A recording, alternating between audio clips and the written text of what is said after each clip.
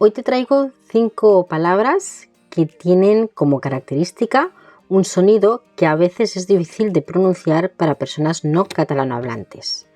La primera palabra que te traigo es seny.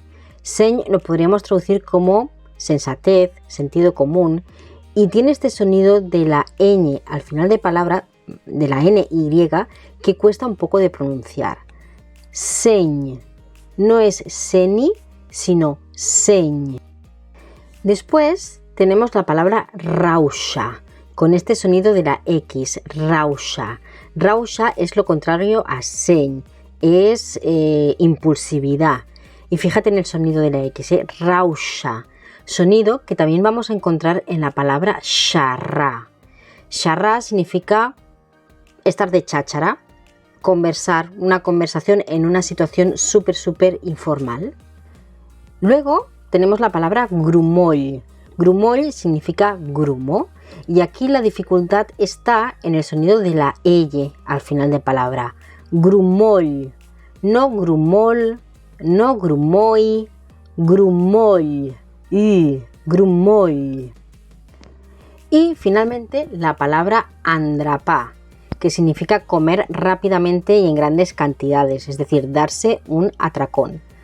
Aquí el sonido más complicado es el de la E al principio de palabra. Andrapá. Fíjate que no digo endrapá, sino andrapá. Es un sonido que está entre una E y una A, lo que llamamos bucal neutra.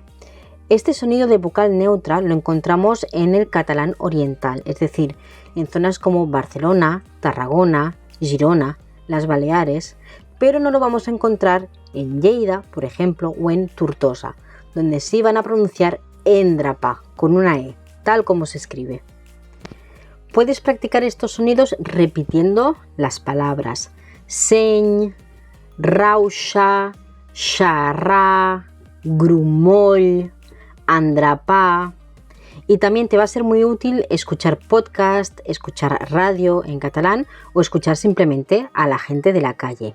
Y poco a poco verás cómo tu sonido, tu pronunciación va a ir mejorando.